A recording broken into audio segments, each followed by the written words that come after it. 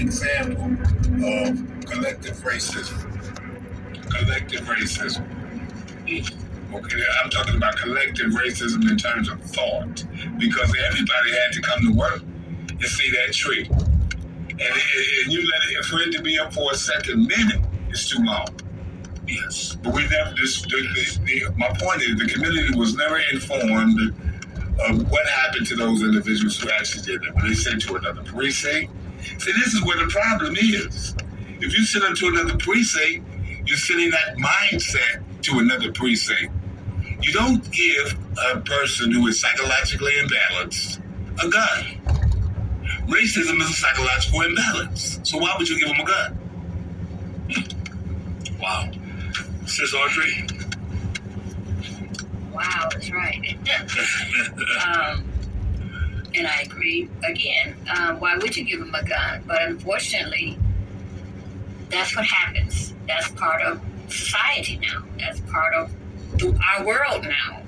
You know, you come in and say, I want to be a police officer, and have all this racism in your heart, but a lot of times they don't show that when they're applying, but it won't come out until afterwards, when they're with the public and they decide, okay, well, I'm an officer now, so I can.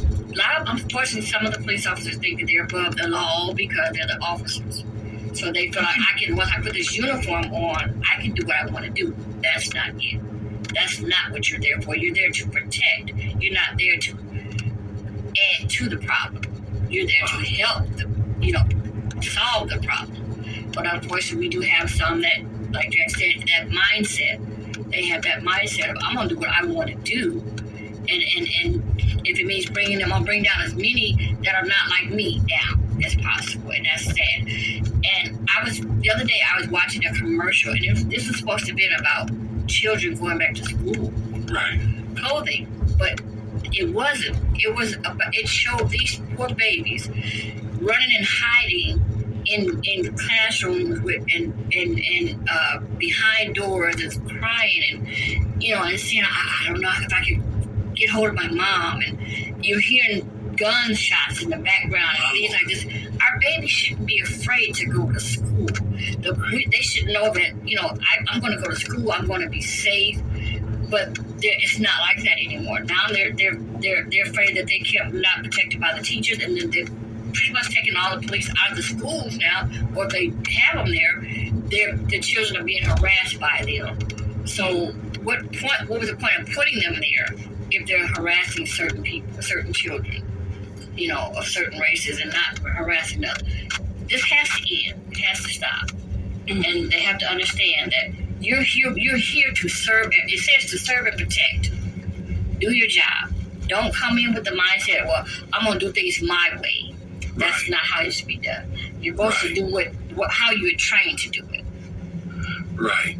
And Jack, do you think that mindset still exists today? Because I want to say this. I mean, we've been hearing in the news about officers in certain uniforms that they have in their locker. I'm not even going to call it. I'm not going to say it because it's so disparaging. But what I'm saying is, if you still have that mindset, how can you protect us? How can you be there for us in our time of need? When you are in an area with all of this stuff going on, and you're supposed to be there to serve and protect, Jack. You think that mindset still exists? Or is a new day? The contradiction is in full effect. It never went anywhere. It's never been therapized. The patient cannot heal itself. Just like slavery affected us in a negative way, slavery affected them in a negative way too. There's been no therapeutics to dissolve the mindset of white superiority or black inferiority. Okay, we had to fight against this with all of our being, but we can't do it looking for handouts from the government. We cannot do it looking for handouts to the government. They govern us, but they're not governing us in our own interests. So the only person that can do that is you. The only person that can, we should govern ourselves. Black people, period. You don't need to hire snitches or solicit snitching. Okay? Bobo, you know you're wrong. Get off the streets. Little, Boy, men be men. Let men be men, boys be boys, and males be males, and quit confusing the three. If you're acting like a male, you're stuck in your developmental stage of maleness. If you're acting like a boy, you don't want to take nothing serious, all you want to have somebody to play with, then you're stuck in your boyishness. Men are concerned with family and community and laws and establishing laws. This is what men do. Just as an apple produces apple trees that don't produce bananas, don't expect it to do so. It's going to only produce apples. Men concern themselves with men's stuff. Boys concern themselves with boys' stuff. Says Audrey. And that is true. But the question I would have is, how did we get that to happen? How do we get our men to really start standing up and start being men and stop playing these boy games? That's a great question, Sister Audrey. I'm so glad you're on my team. Level ground. How do you get men to be men and boys? We have to first have manhood training, which is what Level Ground is all about. Teaching young men when to make the transition from boyhood to manhood. Okay? And then we have to have this willingness to want to teach our boys. But if your father ain't taught you nothing, okay, my father just simply was not there. He wanted to be a father, but he didn't know how. Okay?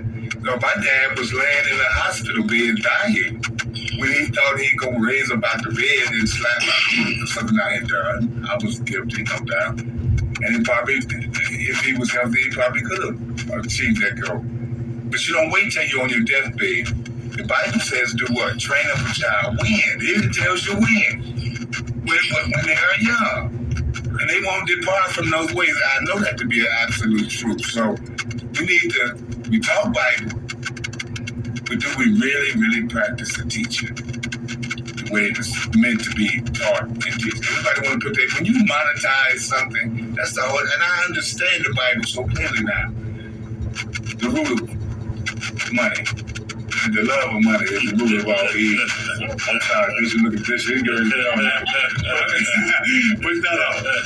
the love of money is the root of all evil. That is the absolute truth. When you monetize crime, okay, if I found out that I could monetize crime and they didn't give me my money, I would make sure I turn that pestilence loose in the community.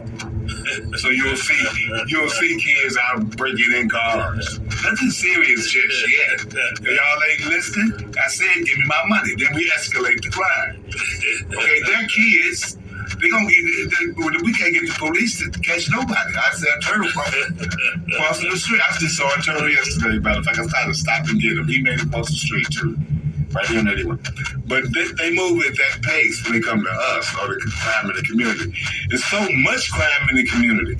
It will cost an exorbitant amount of money to put things in play that would relieve us give us some breathing room from crime. In my community, which is in Albertsville, I'm sorry, that's where I live. When I first moved out there, it was a shock to your senses to hear a siren. Now, you hear them every day. Why? Because the community is getting larger. It's expanding. See, out there, you don't have buses, you don't have Ubers, you don't have none of that. Oh, wow. If you ain't got no car, you ain't got no business out there at the mall. At the mall. Because that's where they process medical marijuana at. Oh, wow. So you know the police see you coming. If y'all 3 deep and it's 3 of us, one of them got their hat on backwards, you're going to get stopped. Period.com. Call it what you want. It's going to be what it is. Wow.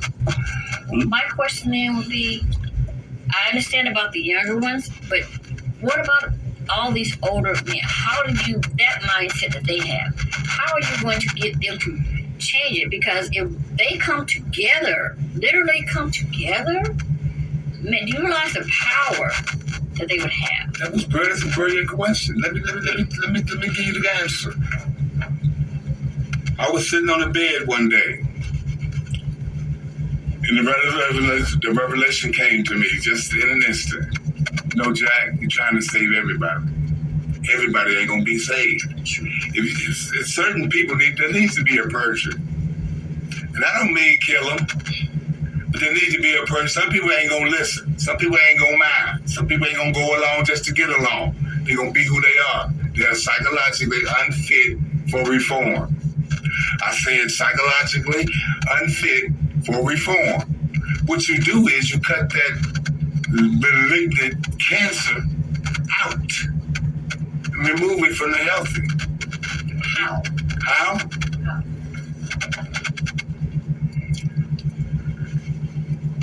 Stop recognizing it. Stop giving it energy. Stop giving it power.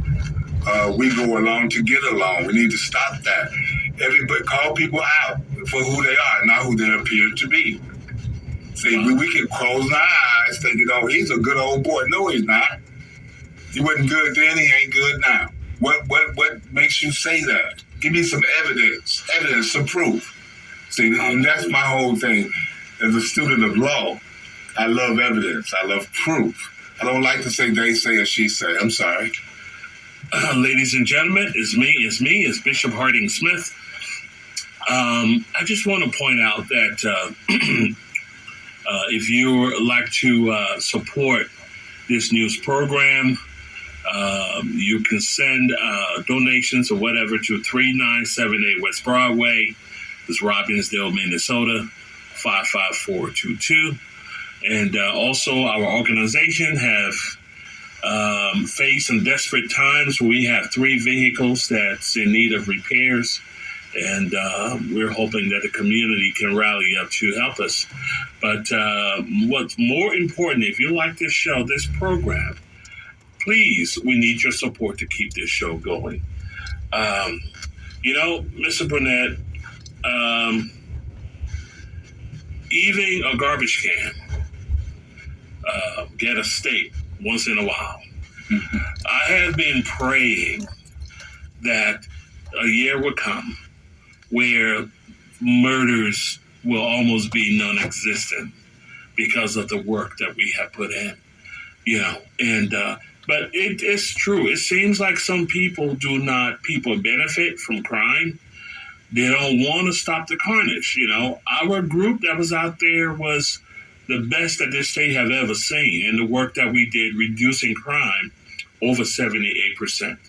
And the people that were in charge decided that now was the time to prosecute Bishop, to come up with garbage charges that we're facing right now, which we will be vindicated. But it had made the community far less safe. When I talk there was over 157 people shot in 1 year.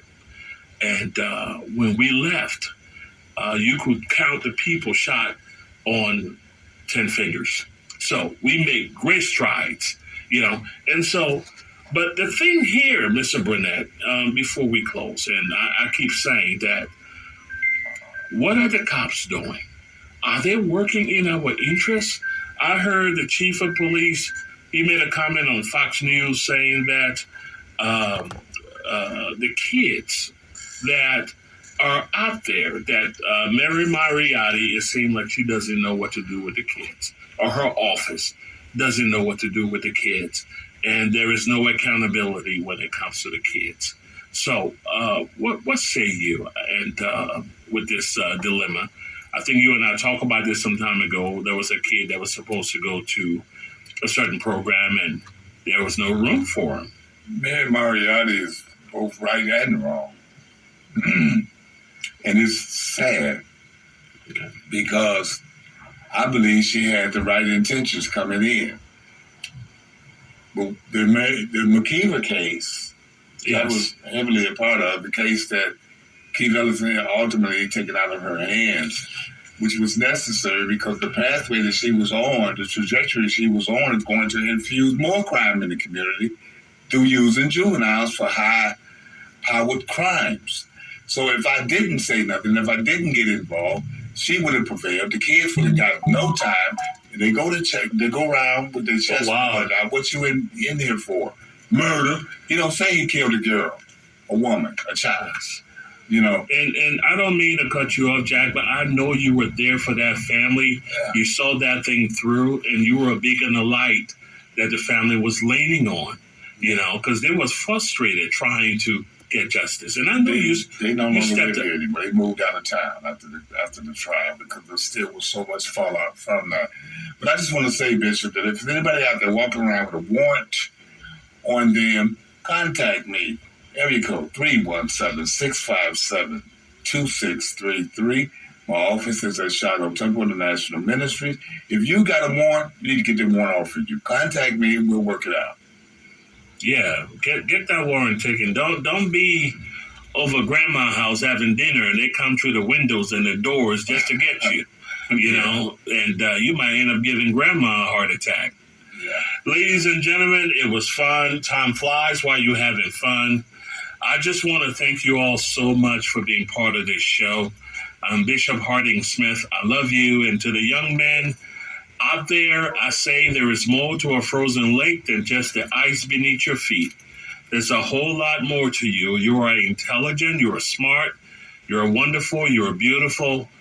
And there are parts of you that you haven't even tapped into yet. Give yourself a chance. Give your future a chance. See what life has to offer you. Don't just settle. Don't just settle for anything. Give your life a chance. Give your life a chance. Look, I know times are tough right now. To the mothers out there, food prices so high. But I just want to remind you that we do have a food shelf at Shiloh Temple. You can go out there and try to make ends meet because we are living in very, very difficult times right now. And I just want to say to the mama, to the dads, I love you so much. And those that have been fighting and standing with me, I say to you, I will not disappoint you. Keep fighting with us. We are on the right track. I love you. God bless you. And Audrey, I just want to thank you. Any last words? Just want to say that we have to do better as a people, as a community. And Bishop, thank you for having me. Well, thank you so much. I love you all. And those of you that are just waking up making breakfast, make some for me too. I'll be knocking on your door in a few minutes. I'm Bishop Harding Smith. I love you. Have a wonderful day. This hour of programming on KMOJ is supported in part